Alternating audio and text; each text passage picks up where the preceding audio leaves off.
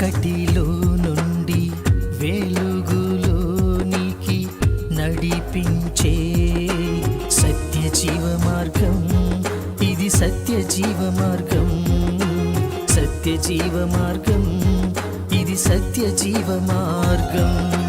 మార్గం సత్యం జీవం, మార్గం సత్యం జీవం.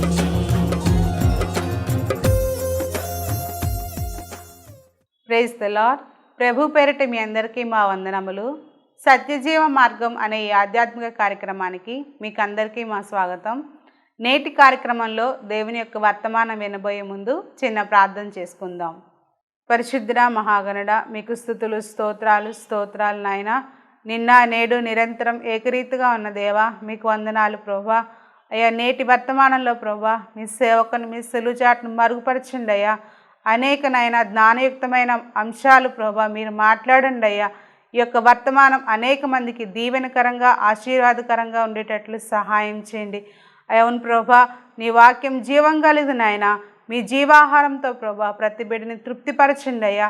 ఏ ఒక్కరు బలహీనులుగా కాకుండా ప్రభా ఈ జీవం కలిగిన ఆహారం పొందుకొని బలం పొందుకొని విశ్వాస జీవితంలో ముందుకు కొనసాగడానికి సహాయం చేయమని కొద్ది ప్రార్థన యేసుక్రీస్తు వారి ఉన్నతమైన నామములో అడిగి వేడుకొనుచున్నాము తండ్రి, ఆమేన్. ప్రభువును ప్రియరక్షకుడైన యేసుక్రీస్తు నామములో మీ అందరికీ నా హృదయపూర్వక వందనాలు. ప్రియులరా, మనందరం చాలా సంతోషంగా ఉండాలనుకుంటాం, మనందరం ఆశీర్వదింపబడాలని, దేవుడు మనకి శాంతి సమాధానాలు ఇవ్వాలని ఆశిస్తాం, ప్రార్థిస్తూ ఉంటాం. అయితే ఆలోచన చేయండి, మనం శాంతి సమాధానాలతో నింపబడడానికి, ఆశీర్వదింపబడడానికి అది ఆలస్యం చేసే ఒక కీలకమైన విషయం మన జీవితాల్లో దాగి ఉంటుంది. దాన్ని మనం గ్రహించగలిగితే, దాని మీద విజయం సాధించగలిగితే ఖచ్చితంగా మనం ఆశీర్వదింపబడిన వారంగా ఉంటాం. ఏంటి ఆ కీలకమైన విషయం అంటే పాపం. ఈరోజు మనం ధ్యానం చేయబోయే అంశం యొక్క టైటిల్ ఏంటంటే, నీ పాపమే నీ ఆశీర్వాదాన్ని దూరం చేస్తుంది. నీ పాపమే నీ ఆశీర్వాదాన్ని దూరం చేస్తుంది. ఖచ్చితంగా ఆలోచన చేయండి, అర్థం చేసుకోండి. కొంతమంది జీవితాల్లో పాపం ఏం చేస్తుందంటే వారి ఆశీర్వాదాన్ని దూరం చేస్తుంది. కొంతమంది జీవితాల్లో వారు కలిగి ఉన్న పాపం, వారు చేసే పాపం వారి ఆరోగ్యాన్ని పాడు చేసేసి వారు మరి చాలా వేదనకరమైన స్థితిలోకి వెళ్ళిపోయేటట్లుగా చేస్తుంది. కొంతమంది జీవితాల్లో పాపం వారు ప్రాణాన్ని కోల్పోయేటట్టుగా చేస్తుంది. కొంతమంది జీవితాల్లో పాపం వారి కుటుంబాలు ముక్కలైపోయేటట్లుగా చేస్తుంది. కొంతమంది జీవితాల్లో పాపం వారి ఉద్యోగాలను కోల్పోయేటట్లుగా, వారి వ్యాపారంలో నష్టపోయేటట్టుగా చేస్తుంది. సో ఇది పాపం యొక్క పరిస్థితి. కాబట్టి నీ పాపము నీ ఆశీర్వాదాన్ని దూరం చేస్తుంది అన్న సత్యాన్ని నువ్వు గ్రహించినప్పుడు దేవుని యొక్క మాట ఎంత విలువైందో మనకు అర్థమవుతుంది. కాబట్టి ప్రియులారా, ఈరోజు పాపం గురించి కొన్ని మాటలను ధ్యానం చేసుకుని ఆ పాపం మీద విజయం సాధించడం ఎలా అనేది నేర్చుకోవడానికి ప్రయత్నం చేద్దాం. హెబ్రీయులకు రాసిన పత్రిక 12వ అధ్యాయం 1వ వచనం 2వ వచనం చూద్దాం. ఇంత గొప్ప సాక్షి సమూహం మేఘం వలె మనల్ని ఆవరించి ఉన్నందున మనము కూడా ప్రతి భారమును సులువుగా చిక్కులపెట్టు పాపమును విడిచిపెట్టి విశ్వాసమునకు కర్తయు దానిని కొనసాగించువాడునైన యేసు వైపు చూచుచు మన ఎదుట ఉంచబడిన పందెములో ఓపికతో పరిగెత్తుదుము. ప్రియులారా, ఇక్కడ సులువుగా చిక్కులపెట్టు పాపమును విడిచిపెట్టి అన్న మాటను మనం చదువుతున్నాం. పాపము సులువుగా చిక్కులు పెడుతుందంట. పాపం అంటే ఏంటండి? పాపం అంటే ఆజ్ఞాతిక్రమం. మనందరికీ బాగా తెలుసు. దేవుని యొక్క వాక్యంలో చేయమని చెప్పి ఆజ్ఞాపించింది చేయకపోవటం కానీ, చేయవద్దని ఆజ్ఞాపించింది చేయటం కానీ పాపం. అబద్ధం ఆడవద్దు అని దేవుని యొక్క వాక్యం మనకి హెచ్చరిస్తుంది, ఆజ్ఞాపిస్తుంది. వ్యభిచరింపవద్దు అని ఆజ్ఞాపిస్తుంది. ఏమండి, మద్యపానాసక్తులై ఉండకడి అని ఆజ్ఞాపిస్తుంది. నిన్ను వలె నీ పొరుగు వానిని ప్రేమించమని చెప్తుంది. ప్రేమించకపోతే పాపం. నీ తల్లిని నీ తండ్రిని సన్మానించమని చెప్తుంది. సన్మానించకపోతే పాపం. సో చేయమని చెప్పినవి చేయకపోవటం కానీ, చేయవద్దని చెప్పినవి చేయటం కానీ పాపం. ఈ పాపాన్ని చాలామంది మనుషులు నిర్లక్ష్యం చేస్తుంటారు. పాపం ఏముందిలేండి అన్నట్లుగా నిర్లక్ష్యం చేస్తూ ఉంటారు. ఎంతో భక్తిని కనపరుస్తూ ఉంటారు. కానీ ఈ పాపం విషయమై నిర్లక్ష్యంగా ఉండబట్టి వారు ఆశీర్వాదాలని పొందుకోలేకపోతున్నారు. వారికి రావాల్సిన ఆశీర్వాదాలు దూరం అయిపోతూ ఉన్నాయి. కొంతమంది అబద్ధాలు ఆడుతూ మోసం చేస్తూ ఉంటారు. అంటే పాపం ఎన్ని రకాలుగా ఉంటుంది? పాపము సమాజం పరంగా చేసే పాపం, ఆర్థికపరమైన పాపం, కుటుంబపరమైన పాపం, శారీరక వ్యక్తిగత పాపం. ఈ రీతిగా మనం చూస్తే ఏమండి, అబద్ధం ఆడటం ఒక పాపం అండి. అబద్ధం ఆడటం పాపం. ఇతరులని మోసం చేయడం, ఆర్థిక పరంగా మోసం చేయడం, ఒకరి దగ్గర అప్పు తీసుకుని చేబదులు తీసుకుని వారికి తిరిగి చెల్లించకపోవడం పాపం. ఏమండి నా పరిస్థితి ఇది అని చెప్పేవారు కొంతమంది. అయినా కొంతమంది ఏంటంటే ఇవ్వకపోతే ఏం చేస్తాడులే అనే ఒక ధోరణిలో, నాకు అంతంత మాత్రంగా నా పరిస్థితి ఉంది, ఇవ్వకపోతే ఏంటిలే అనే ధోరణితో ఉండేవారు కొంతమంది. అలాగే అబద్ధమాడి వ్యాపారం చేసి, ఉద్యోగంలో అబద్ధమాడి లంచం తీసుకుని సంపాదించేవారు కొంతమంది. ఇలా ఆర్థికపరమైన పాపాలు చాలా ఉంటాయి. అంటే దొంగతనం చేయడం కూడా ఆర్థికపరమైన పాపం. మనది కాని సొమ్ముని మనం ఆశించడం, అది ఏదైనా ఒక 10 రూపాయలైనా, 100 రూపాయలైనా, 10,000 రూపాయలైనా, 1,00,000 రూపాయలైనా, మనది కాని సొమ్ముని మనం కష్టపడి సంపాదించుకోకుండా మన ఎదుటివారు వారి యొక్క మంచి దృష్టితో వారు ఇవ్వకోకుండా ఉన్నప్పుడు నువ్వు ఆశించి నువ్వు దొంగతనం చేసే ఆ యొక్క డబ్బు ఏదైతే ఉందో అది ఆ రీతిగా చేయటం పాపం. ఇవన్నీ పాపం అంటే ఏంటో చాలా తెలుసు. ఇంత వివరంగా మనం చెప్పుకోవాల్సిన అవసరం కూడా లేదు. ఇది పాపం, ఇది మంచిది కాదు అనే విషయాలు చాలామందికి తెలుసు. కానీ ఎలా ఉంటారంటే అసలు దాని గురించి ఆలోచనే చేయరు. ఇలా చేయడం చాలా సాధారణం. ఇట్స్ ఎ కామన్ థింగ్ అన్నట్టుగా. It's a common. అసలు దాని గురించిన ఆలోచనే ఉండదు. ఇది పాపం, ఇది దేవునికి విరుద్ధం అనేది ఉండదు. ఎందుకని అలా వచ్చిందంటే, అలా చేయకపోతే సంపాదించలేమండి, అలా చేయకపోతే ఈ జీవనం కొనసాగించలేం అనుకునే ఒక ధోరణికి మనిషి వచ్చేసాడు. కాబట్టి అలా అనుకుంటూ ఉంటాడు. ఇది చాలా సహజం అనుకుంటూ ఉంటాడు. ఇది దేవుడు చూస్తున్నాడు, దేవుని మనసు నేను గాయం చేస్తున్నాను, దేవునికి వ్యతిరేకమైన పని చేస్తున్నాను, దేవుడు కోపగించుకుంటాడేమో, దేవుడు నన్ను ఆశీర్వదించుకోకుండా మానేస్తాడేమో, ఈ ఆలోచనలు రావు. వీళ్ళని చూస్తారు, పక్కన వాళ్ళనో ఎదుటి వాళ్ళని చూస్తారు. వారు చక్కగా కారుల్లోనో లేకపోతే చక్కగా ఆశీర్వదింపబడిన స్థితిలోనో సొంత గృహాలు కలిగి ఉండటమో చూస్తూ ఉంటారు. వారిలాగా ఉండాలి, త్వరగా డబ్బు సంపాదించాలి.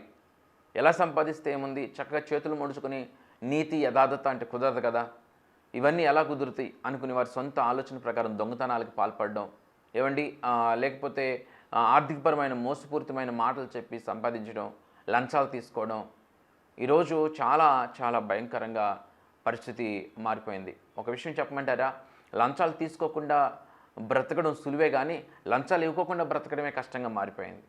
కాబట్టి ఏ రూపాయినా అయినా సరే మరి మోసపూరితంగా సంపాదించాలి అనే ఒక తాపత్రయం మనుషులో పెరిగిపోయింది. యథార్థంగా జీవిద్దాం, యథార్థంగా సంపాదిద్దాం, యథార్థంగా ఉందాం అనే ఆలోచన లేదు.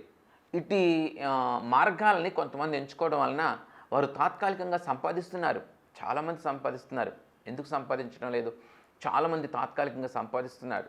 మరి వారి జీవితాల్లో దేవుడు అనుగ్రహించే నెమ్మది, దేవుడు అనుగ్రహించే శాంతి ఉంటాయని మీరు భావిస్తున్నారా? ఏమాత్రం కానే కాదు. వారు తాత్కాలికంగా కార్లు కొనుక్కోవచ్చు, తాత్కాలికంగా పెద్ద పెద్ద మేడమిద్దెలు కొనుక్కోవచ్చు, స్థలాలు కూడబెట్టవచ్చు, ఎంతో ఎంతో ఐశ్వర్యవంతులుగా ఈ సమాజంలో వారు పేరు ప్రఖ్యాతలు సంపాదించవచ్చు. కానీ వారికి వ్యక్తిగతంగా శాంతి సమాధానాలు ఉండవండి. వ్యక్తిగతంగా వారికి ఆశీర్వాదకరమైన జీవితం ఉండదు. పైకి కనిపించేది ఒకటి. ఒక వ్యక్తి జీవితాన్ని మనం ఆలోచన చేస్తే, ఒక వ్యక్తి కలిగి ఉన్న ఆస్తిపాస్తులను బట్టో, మేడమిద్దులను బట్టో, కారులను బట్టో, స్థలాలను బట్టో, మూలుగుతున్న డబ్బును బట్టో ఆ వ్యక్తికి ఆనందం, సంతోషం ఉంటుంది అనుకుంటున్నారా? కానే కాదు. ఆ అవసరాలు తీరుతూ ఉన్నట్టుగా మనం చూస్తాం. కానీ ఆ మనిషికి నిజమైన ఆనందం కానీ, శాంతి సమాధానాలు కానీ, ఆ యొక్క ఆరోగ్యం అన్నీ ఉండి ఆరోగ్యం లేకుండా అయిపోతే ఏంటి పరిస్థితి? అన్నీ ఉండి మంచాన పడితే ఏంటి పరిస్థితి? అన్నీ ఉండి మూలుగుతూ జీవించాల్సి వస్తే ఏంటి పరిస్థితి? ఆలోచన చేయండి. ఇవి అన్ని తాత్కాలికమైన ఆనందాలు, తాత్కాలికంగానే కనిపిస్తాయి. కానీ అవి శాశ్వతమైన ఆనందాన్ని కానీ, నిజమైన సంతోషాన్ని కానీ, నిజమైన శాంతి సమాధానాలను కానీ ఇవ్వవు. ఇది కొంతమంది జీవితాల్లో జరిగితే ఒకానొక పరిస్థితుల్లో వారు చేసిన మోసాలు బయటపడి వారి పేరు ప్రఖ్యాత అంతా పోయే సందర్భాలు, వాళ్ళు అరెస్ట్ అయ్యే సందర్భాలు, వారు చీకొట్టబడే సందర్భాలు ఎన్నో ఉంటాయి. ఒక ఉద్యోగి దొంగతనం చేస్తూ మరి చాలా సంవత్సరాలు గడిపేయచ్చు. చాలా సంవత్సరాలు నేను తెలివైన వాడిని అనుకోవచ్చు. దొంగతనం చేస్తూ ఉండడం ద్వారా తన అవసరాలు తీరుతూ ఉండొచ్చు. తను ఆశీర్వదింపబడిన వాడిగా మరి కార్లు కొనుక్కోవచ్చు, బంగ్లాలు కొనుక్కోవచ్చు, మరి ఎన్నో కొనుక్కోవచ్చు. కానీ ఒకరోజు అది బట్టబయలైనప్పుడు దానికి తగిన పరిణామాలను తను ఫేస్ చేయాల్సిన పరిస్థితి వస్తుంది. తనకు వచ్చే ఆశీర్వాదాలన్నీ ఆగిపోతాయి. తనకు ఒక చెడ్డ పేరు వచ్చేస్తుంది. ఎప్పుడైనా సరే పాపము మనల్ని కాల్ చేస్తుందండి. సో యోసేపుని మనం చూసినట్లయితే యోసేపు ఎంతో జాగ్రత్తగా తను పాపం చేయకోకుండా తన జీవితాన్ని భద్రపరుచుకున్నాడు. తత్ఫలితంగా ఎంత ఆశీర్వాదం వచ్చింది. ఒక వ్యక్తి ఒక ఉద్యోగంలో యథార్థంగా జీవిస్తూ ఉంటే, ఒక వ్యక్తి చాలా నీతి నిజాయితీలతో ఉంటే ఖచ్చితంగా దేవుని దృష్టిలో ఆ యొక్క వ్యక్తి ఉంటాడు. యథార్థవంతులంటే ఆయనకి ఇష్టం అండి. యథార్థంగా జీవించేవారంటే, నీతిగా జీవించేవారంటే దేవునికి అమితమైన ఇష్టం. వారిని దేవుడు దీవిస్తాడు, వారిని ఆశీర్వదిస్తాడు. యోసేపు ఎంత నీతిగా యథార్థంగా జీవించాడో మనందరికీ తెలుసు. సో తన నీతిని బట్టి, తన యథార్థతను బట్టి, తన విశ్వాసాన్ని బట్టి దేవుడు ఎంతగానో యోసేపుని దీవించినట్లుగా మనం చూస్తూ ఉన్నాం. ప్రియులారా, గమనించండి, పాపము సులువుగా చిక్కులు పెడుతుంది. పాపము మనల్ని ప్రలోభ పెడుతుంది. సో ఆనాడు అవ్వకి ఆ పండు చాలా ఆకర్షణగా కనిపించింది, చాలా ఆకర్షణగా, చూడ్డానికి రమ్యంగా కనిపించింది. అది తినాలి, జ్ఞానాన్ని పొందుకోవాలి, అందంగా మారిపోవాలి అనే తపనే అవ్వ ఆ తపనకి మొగ్గు చూపించింది. కానీ దేవుడు ఆ పండును తినవద్దు అన్న మాటని నిర్లక్ష్యం చేసింది. ఈనాడు చాలామంది పాపాన్ని చాలా తేలికగా చేసేస్తున్నారు. దేవుని మాటని నిర్లక్ష్యం చేసి ఏ మాత్రం కూడా భయం లేకోకుండా, ఏ మాత్రం కూడా ఆలోచన లేకోకుండా, అసలు ఏమీ ఆలోచించటం లేదండి, ఏమీ భయపడడంలా, ఏ ఆలోచన కానీ ఏ భయం కానీ వారిలో కనిపించటంలా వారు చాలా అంటే చాలా సునాయాసంగా, సేవకులేంటి విశ్వాసులేంటి, ఏ మాత్రం తారతమ్యత లేదు, ఏ మాత్రం భేదం లేదండి. చాలామందిని మనం చూస్తూ ఉన్నాం. చాలా చక్కగా దేవునితో కొనసాగుతున్నారు అని పేరును పొందుకున్న వారు కానీ పాపాన్ని చాలా సులువుగా వారు చేసేస్తున్నారు. అది పాపము అనే ఒక భయము వారిలో కనిపించడం లేదు. తత్ఫలితంగా వారి జీవితాల్లో వారు నష్టాన్ని చూస్తున్నారు. వారు తాత్కాలికమైన ఆశీర్వాదాలను, తాత్కాలికమైన మేలులను అనుభవిస్తున్నట్లుగా లోకానికి కనిపిస్తున్నప్పటికీ కూడా అది వారి శాంతిని, వారి సమాధానాన్ని, వారి నెమ్మదిని అది పోగొడుతూ ఉంటుంది. వారి ఆరోగ్యాన్ని అది తినేస్తూ ఉంటుంది. కాబట్టి పాపం ఏం చేస్తుందంట, సులువుగా చిక్కులు పెడుతుంది. ఒకసారి పాపంకి లోబడిపోతే మరొక పాపం చేసేటట్టుగా అది ఈడ్చుకుపోతూ ఉంటుంది. ఎక్కడి దాకా ఈడ్చుకుపోతూ ఉంటుందంటే, అది పరిపక్వమయ్యేదాకా ఈడ్చుకుపోతుంది. పాపము, ఒక పాపము, 2 పాపములు, 3 పాపాలు, ఇంకా పాపాల ఊబిలో కూరుకుపోయి ఆ పాపం నుంచి బయటికి రాలేక అది పరిపక్వమై మరణానికి లాక్కుపోతుంది. కాబట్టి నెమ్మది లేని స్థితి, ఏడ్చే స్థితి, దుఃఖపడే స్థితి, భయంకరమైన చిక్కుముడుల్లో చిక్కుకుపోతూ ఉంటావు.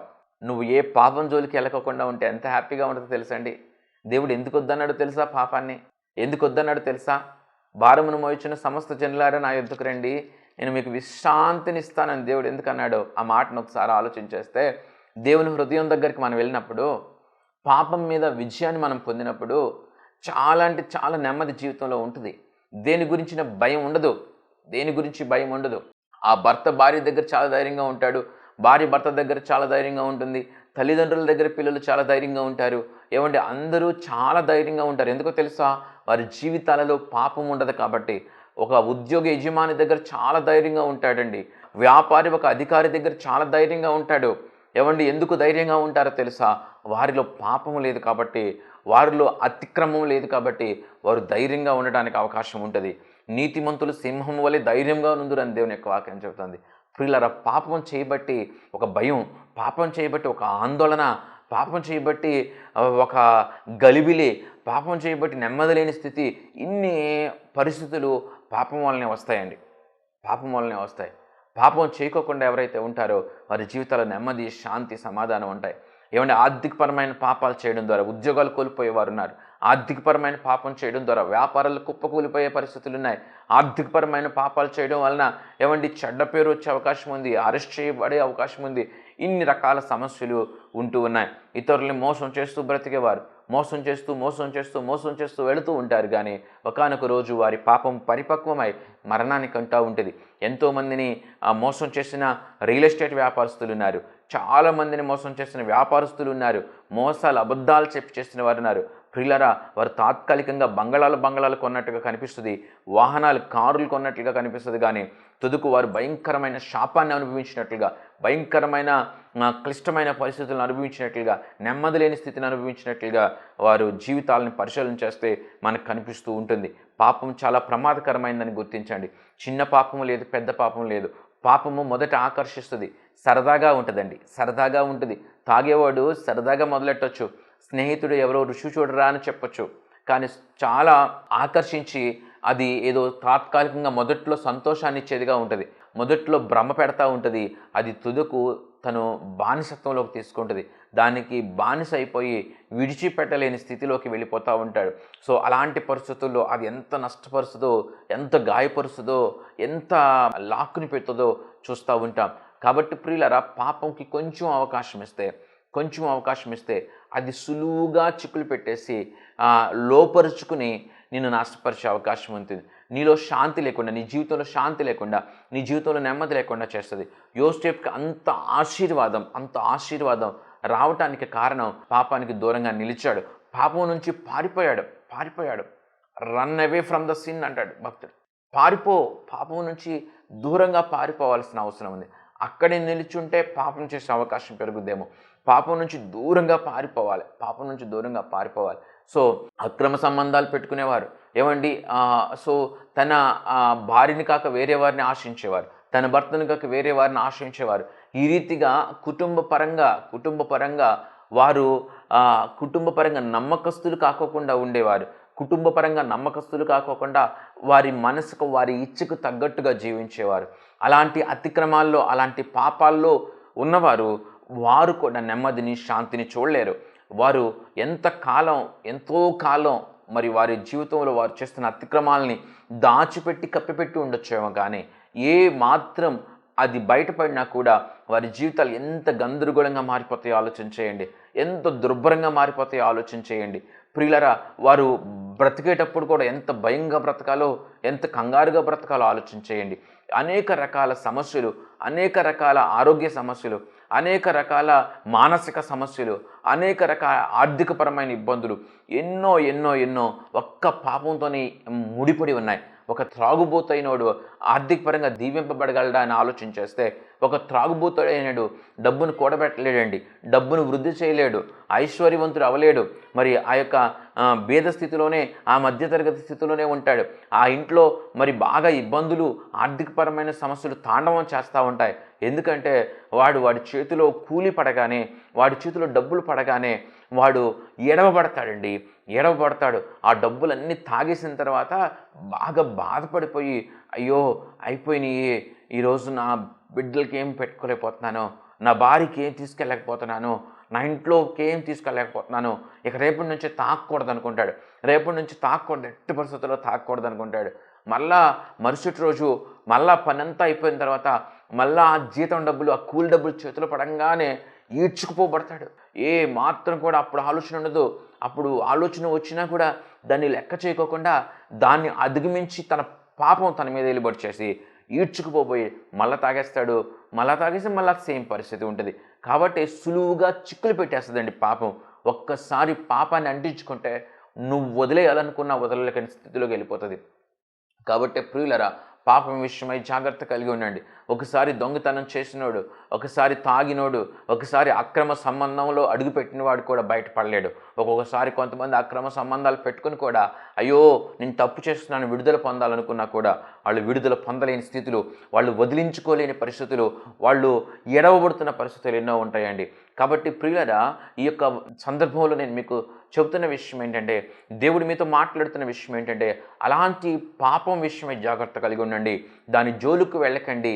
ఏ మాత్రం యామరపాటుతో, ఏ మాత్రం నిద్రమత్తులో జోగిపడినట్లుగా అనాలోచితంగా పాపంలో పడిపోతే ఆ పాపాన్ని వదిలించుకోవడం చాలా కష్టం. ఆ పాపం నుంచి బయటపడతాం, దాని యొక్క కబంధ హస్తాల నుంచి బయటపడతాం చాలా కష్టం. అబద్ధాలు ఆడకుండా జీవించి చూడండి, యథార్థంగా జీవించి చూడండి, నీతిగా జీవించి చూడండి, ఎవరిని మోసం చేయకోకుండా జీవించి చూడండి. ఎంత గొప్ప ఆశీర్వాదం మీరు దేవుని ద్వారా పొందుకుంటారు. దేవుని ద్వారా వచ్చే ఆశీర్వాదం చాలా నెమ్మదినిస్తుంది, చాలా శాంతినిస్తుంది, చాలా ఐశ్వర్యాన్ని ఇస్తుంది. ఏమండి, ఒక వ్యాపారి నీతిగా యథార్థంగా వ్యాపారం చేస్తూ ఉంటే, దేవుని వాక్యానుకూలంగా వ్యాపారం చేస్తూ ఉంటే మొదట్లో ఎన్నో కష్టాలు పడి ఉండొచ్చు, మొదట్లో ఎన్నో సమస్యలు ఫేస్ చేసి ఉండొచ్చు, ఆర్థిక పరంగా సమస్యలు ఫేస్ చేసి ఉండొచ్చు. ఏమండి, తన ఖర్చులు కూడా రాని పరిస్థితిని తను అనుభవించి ఉండొచ్చు. ఏమండి, అనేక మంది వ్యాపారవేత్తల ప్రలోభాలకు గురై ఉండొచ్చు. కానీ అది తుదుకు మహా ఆశీర్వాదంగా మారుతుంది, చాలా స్ట్రాంగ్ బేస్గా మారుతుంది. ఎంతమంది మోసం చేయాలన్నా, ఎంతమంది పడగొట్టాలన్నా కూడా పడని ఒక స్ట్రాంగ్ బేస్గా అది తయారవుతుందండి. కాబట్టి ప్రియులారా, యథార్థంగా నీతిగా మనం ఉంటే, మనం మోసం చేయని వారిగా ఉంటే ఖచ్చితంగా దేవుడు చాలా ఆశీర్వాదాన్ని మనకిస్తాడు, చాలా నెమ్మదిని, శాంతిని ఇస్తాడు, ధైర్యాన్ని ఇస్తాడు. కాబట్టి ప్రియులారా, పాపం విషయమై జాగ్రత్తగా ఉండండి. ఆర్థికపరమైన పాపాలు, లేకపోతే శారీరకపరమైన, కుటుంబపరమైన పాపాలు కానీ, సమాజానికి వ్యతిరేకమైన మోసాలు కానీ మీ జీవితాల్లో ప్రవేశించుకోకుండా జాగ్రత్త కలిగి ఉండండి. ఎంతో గొప్ప సాక్షి సమూహం మన ముందు ఉంది. ఏమండి, యోసేపుకి ఏ సాక్ష్యం లేకపోయినా యోసేపు ఎంతో నీతిగా యథార్థంగా జీవించాడు, పాపం నుంచి దూరంగా జీవించాడు, పాపం అంటకోకుండా జీవించాడు, పాపం తన జీవితంలోకి వెళ్ళకోకుండా జీవించాడు, తన మనస్సులోకి వెళ్ళకోకుండా జీవించాడు. అంత జాగ్రత్తగా దేవుని యొక్క వాక్యం అంటే భయం కలిగి, దేవుడు అంటే భయం కలిగి, శ్రద్ధ కలిగి, దేవునికి వ్యతిరేకంగా పాపం చేయకూడదనే ఒక తీర్మానంతో తను జీవించాడు. కాబట్టి ఒక యోసేపు అంత ఆశీర్వాదాన్ని చూశాడు. ఇంత గొప్ప సాక్షి సమూహం దేవునికి విధేయత కలిగి జీవిస్తే అబ్రహాం ఎలాగ ఆశీర్వదించబడ్డాడో, యోసేపు ఎలాగ ఆశీర్వదించబడ్డాడో, దానియేలు ఎలా ఆశీర్వదింపబడ్డాడో, ఇంత గొప్ప సాక్షి సమూహం మేఘం వలె ఆవరించి ఉన్నందున సులువుగా చిక్కులు పెట్టే ఆ పాపం విషయంలో జాగ్రత్త కలిగి ఉండండి. సులువుగా చిక్కులు పెట్టే పాపాన్ని విడిచిపెట్టాల్సిన అవసరం ఉంది. సులువుగా చిక్కులు పెట్టే పాపాన్ని విడిచిపెడితే ఆశీర్వదింపబడతాం, నెమ్మదితో జీవించగలుగుతాం, శాంతి సమాధానాలతో జీవించగలుగుతాం. ఒక ఉద్యోగంలో మీరు చేరారండి, ఒక ఉద్యోగంలో మీరు చేరిన తర్వాత మీరు యథార్థంగా ఉంటే, మీరు నీతిగా ఉంటే, సో మీ యజమాని మీ యథార్థతను, మీ నీతిని గమనిస్తే మీకు తగిన ఒక మంచి ఉద్యోగంలో, మంచి స్థితిలోకి తీసుకుని వెళ్తాడు. సో యోసేపు జీవితంలో జరిగింది అదే కదా. సో మనం యథార్థంగా ఉంటే, మనం నీతిగా ఉంటే దేవుడు అనుగ్రహించే ఆశీర్వాదం ఉంటుంది. నీకు నీవుగా తొందరపాటుతనంతో, నీకు నీవుగా నీ అవసరతను బట్టో, నీ ఆకర్షణను బట్టో, కొంతమంది అవసరతను బట్టి పాపంలో పడిపోతారు, కొంతమంది ఆకర్షణను బట్టి పాపంలో పడిపోతారు. నీ అవసరతను బట్టో, నువ్వు ఆకర్షణను బట్టో నువ్వు పాపంలో పడిపోతే నీకు రావాల్సిన ఆశీర్వాదం దూరం అయిపోక ఏమవుతుంది? ఒకవేళ యోసేపు ఆ స్త్రీ ప్రలోభపెట్టినప్పుడు, పోతీఫరు భార్య తనని ప్రలోభపెట్టినప్పుడు తను టెంప్ట్ అయిపోయి, తను శోధింపబడి శోధనలో పడిపోయి ఆమెతో పాపం చేస్తే, ఆమె ఇచ్చే ఆహారం మంచి రుచికరమైన ఆహార పదార్థాలు పెట్టేదేమో, మంచిగా తనకు కావలసిన దుస్తులన్నీ ఇచ్చేదేమో, ఇంకా తనకు కావలసిన డబ్బును కూడా ఇచ్చేదేమో, కానీ అక్కడే ఆగిపోయేవాడు యోసేపు. ఆ ఇంట్లోనే ఉండేవాడు, ఆ ఇంట్లోనే ఉద్యోగిగా ఉండిపోయేవాడు, పోతీఫరు దగ్గర ఉద్యోగిగా ఉండిపోయేవాడు, మరి అంతంత మాత్రం జీవితమే జీవించేవాడు. కానీ యోసేపు యథార్థతకి, నీతికి, దేవునికి వ్యతిరేకమైన పాపం చేయకూడదని తీర్మానించుకొని తనకి ఎంత కష్టమైనా, ఎంత నింద తన మీద పడినా, ఎంత శిక్ష వచ్చి పడినా తను దానికే మొగ్గాడు. కాబట్టి ప్రియులరా, ఎంత గొప్ప ఆశీర్వాదాన్ని యోసేపు చూశాడు. కాబట్టి ప్రియులరా, నేను మీకు సెలవిచ్చే మాట ఏంటంటే, మీకు నేను విన్నవించుకునే విషయం ఏంటంటే, దేవుని యొక్క వాక్యం శక్తి కలిగింది. దేవుడు యథార్థతను కోరుకుంటున్నాడు, దేవుడు నీతిని కోరుకుంటున్నాడు. ఆ యథార్థతను, నీతిని కలిగి ఉండి పాపాన్ని మనం దూరంగా పెట్టినప్పుడు, పాపం మన జోలికి వస్తుంది అండి. చచ్చిపోయేంత వరకు, బతుకున్నంత కాలం పాపం మన పక్కనే ఉంటుంది, మన హృదయం, మన శరీరంలో ఆ నియమం వర్తిస్తుంది. ఆ నియమము నిత్యము పనిచేస్తుందని దేవుని యొక్క వాక్యం చెబుతుంది. నిత్యము ఆ నియమం పనిచేస్తుంది. పాప నియమము నిత్యము నీలో పనిచేస్తూ ఉంటుంది. నీలో పనిచేస్తున్నప్పుడు, నిన్ను ప్రలోభ పెడుతున్నప్పుడు క్షణక్షణం నువ్వు దాంతో యుద్ధం చేస్తూ ఉంటావు. క్షణక్షణం యుద్ధం చేస్తున్నప్పుడు, నిత్యము నిన్ను అది ఆకర్షిస్తున్నప్పుడు, నిత్యము నిన్ను ప్రలోభ పెడుతున్నప్పుడు నువ్వు భయం కలిగి, జాగ్రత్త కలిగి, ఇది నాకు తగింది కాదు, నేను దేవునికి వ్యతిరేకంగా దీన్ని చేయకూడదు అని తీర్మానం తీసుకొని మెలకువ కలిగి ఉంటే చాలు. చివరి వరకు ఏంటంటే అండి, దానిని కొనసాగించువాడినైన యేసు వైపు చూచుచు మన ఎదుట ఉంచబడిన పందెంలో ఓపికతో పరిగెత్తుదాం. మన ఎదుట ఉంచబడిన పందెంలో ఓపికతో పరిగెత్తాలి చచ్చిపోయేంత వరకు. తన పాపాలకి ప్రాయశ్చిత్తం నొందిన వాడు ధన్యుడు. యెహోవాను దేవునిగా గల జనులు ధన్యులు. మనం యెహోవాను దేవునిగా కలిగిన జనులం ధన్యులం. మన పాపాలకి దేవుడు ప్రాయశ్చిత్తం చేస్తే మళ్ళా పాపం జోలికి వెళ్తే ఎలాగండి? మళ్ళా అతిక్రమాల జోలికి వెళ్తే ఎలా? ఓపికతో ఉండాలి. మనం యుద్ధం చేస్తూ ఉంటాం. మన అంతరంగంలో పాపం ఎప్పుడు ఆకర్షిస్తూనే ఉంటుంది. మన కనులకు ఇంపుగా ఉంటుంది పాపం, అది మేలుకరంగా ఉంటుంది, అది సంతోషాన్ని ఇచ్చేదిగా ఉంటుంది. కానీ అది వద్దు అని దేవుని యొక్క వాక్యం చెప్పిందంటే దాన్ని విడిచిపెట్టి మనం ఉన్నట్లయితే ప్రియులరా, మనకు ఆశీర్వాదం. కాబట్టి నీవు చేయు పాపము నీ ఆశీర్వాదాన్ని దూరం చేస్తుంది అని నువ్వు గుర్తించి, ఓకే ఈ దేవునికి వ్యతిరేకమైన పాపం నాలో ఉంది, నేను అనుకుంటున్నాను నాకు ఇది మేలు చేస్తుంది అనుకుని, నేను అనుకుంటున్నాను ఇది నాకు సంతోషం ఇస్తుందని, నేను అనుకుంటున్నాను దీనివల్ల నేను డబ్బు సంపాదిస్తున్నాను అనుకుని, కాదు, వీటన్నిటిని విడిచిపెడితే దేవుడు నన్ను ఆశీర్వదించేది నాకు ఎంత మేలుగా ఉంటుంది అని గ్రహించాలి. సో కాబట్టి ప్రియులారా, దేవుడు మనల్ని ఆశీర్వదించాలనుకుంటే దానికి కొలతలుండో, దానికి హద్దులుండో. అలాంటి ఆశీర్వాదం మనం పొందుకోవాలి, అలాంటి శాంతి సమాధానాలు మనం పొందుకోవాలి, అలాంటి ధైర్యం మనం పొందుకోవాలి. కాబట్టి పాపాన్ని జయిద్దాం. పాపాన్ని ఎలా జయించాలి? ప్రార్థనతో జయించాలి. పాపాన్ని ఎలా జయించాలి? వాక్య ధ్యానంతో జయించాలి. పాపాన్ని ఎలా జయించాలంటే దేవుని సహాయంతో మాత్రమే జయించగలుగుతాం. మనం ఎంతగా దేవునితో అనుసంధానంలో ఉంటామో, ఎంతగా పరిచర్యతో, ఎంతగా సహవాసంతో, ఎంతగా దేవునితో మనం అనుసంధానంలో ఉంటామో దానిని బట్టి మాత్రమే పాపాన్ని జయించగలం. కానీ ఒంటరిగా ఉండి, సహవాసానికి దూరంగా ఉండి, దేవునికి దూరంగా ఉండి, నా అంత నీతిమంతుడు లేదు, నా అంత యథార్థవంతుడు లేడనుకుంటే టప్మంట పడిపోతాం. కాబట్టి జాగ్రత్త కలిగి ఉండండి. సహవాసంతో, పరిచర్యతో, దేవుని సేవకులతో, విశ్వాసులతో, వాక్యంతో, ప్రార్థనతో, దేవునితో అనుసంధానంలో ఉండి దేవునితో నడుస్తున్నప్పుడు మాత్రమే మనం పాపానికి దూరంగా ఉండగలుగుతాం. కాబట్టి పాపాన్ని జయించగలుగుతాం. నిత్యము ప్రార్థన చేయాలి. నీ యొక్క బలహీనతలను బట్టి, నీ జీవితంలో తప్పడడుగులను బట్టి ప్రతిదీ దేవుని దగ్గర నువ్వు జాగ్రత్తగా కనిపెట్టి ప్రభు సహాయాన్ని కోరుకుని దైవిక జ్ఞానంతో నువ్వు ముందుకు నడిపింపబడితే ఖచ్చితంగా పాపం నీ జీవితంలోకి రాకుండా నువ్వు దేవునితో కలిసి నడవచ్చు. అట్టి గొప్ప కృప దేవుడు మనందరికీ అనుగ్రహించును గాక. ఆమేన్. ప్రార్థన చేసుకుందాం. మహాగణుడు, పరిశుద్ధుడైన మా ప్రభు, మీకు స్తుతులు స్తోత్రములు చెల్లిస్తూ ఉన్నా. ఇదిగో సిలువుగా చిక్కులు పెట్టు పాపం అని మీ వాక్యం సెలవిస్తూ ఉంది నాయన. పాపము సులువుగా చిక్కులు పెడుతుంది నాయన. అయా, ఇదిగో అలాంటి పాపానికి దూరంగా ఉండమని మీరు మాట్లాడుతున్నారు. అలాంటి పాపం మా జీవితాల్లోకి ప్రవేశించుకోకుండా మెలకువగా ఉండమని మీరు మాట్లాడుతున్నారు. అయా, ఇదిగో నాయన, ఇదిగో నిర్లక్ష్య ధోరణిలో ఎవరు బ్రతకోకుండా, అయా అలా చేయకపోతే ఏం సంపాదించలేమండి, అలా చేయకపోతే బ్రతకలేమండి అని ఎవరు కూడా అనుకోకుండా నాయన, ఇదిగో మీ వాక్యానికి మక్కువ చూపించడానికి సహాయం దయచేయండి. మీరు యథార్థతను కోరుకునే దేవుడని, మీరు పాపాన్ని అసహించుకుంటున్నారని అయ్యా గ్రహించిన ప్రభువా, ఇదిగో నాయన పాపం జోలికి పోకుండా, అయ్యా పాపం మా జీవితాలకు రాకుండా జాగ్రత్త కలిగి ఉండటానికి ఈ మాటలు విన్న ప్రతి బిడ్డను మీరు ధైర్యపరచమని, బలపరచమని మీ పాదాలు పట్టుకుంటూ ఉన్నాం. ఇదిగో నాయన, పాపాలు క్షమించగలిగిన వాడివి, పాపాల నుంచి విడిపించగలిగిన వాడివి, ఇదిగో నాయన, ఇదిగో నా ప్రభు పరమ తండ్రివి, నా ప్రభు మీకు వందనాలు నాయన. ఇప్పటికే పాపంలో పడి ఊబిలో కూరుకుపోయిన బిడ్డలను మీరు దర్శించండి. క్షమించే దయామయుడివి, కరుణామయుడు నాయన. బిడ్డలను మీరు చేయి పట్టుకుని లేవనెత్తండి నా ప్రభు. వారి బంధకాల నుంచి వారిని విడిపించండి నాయన. వారి పాపం వారి మీద ఏలుబడి చేయకోకుండా, అయ్యా వారి పాపం వారిని ఈడ్చుకుపోకుండా నాయన, వారి పాపం దాని కబంధ హస్తాల్లో వారిని బంధించి ఉంచుకోకుండా నాయన, వారికి విడుదల ఇవ్వమని మీ పాదాలు పట్టుకుంటూ ఉన్నా. వారికి విడుదల ఇవ్వండి నాయన. అలాంటి భయంకరమైన పాపాల నుంచి నాయన, ఇదిగో నాయన, భయంకరమైన ఆ యొక్క త్రాగుడు నుంచి నా ప్రభు, ఆయా భయంకరమైన ఆ యొక్క అక్రమ సంబంధం నుంచి నా ప్రభు, ఆయా భయంకరమైన మోసపూరితమైన ఆ ఆర్థికపరమైన మోసం నుంచి నాయన వారిని బయటికి తీసుకురండి నా ప్రభు.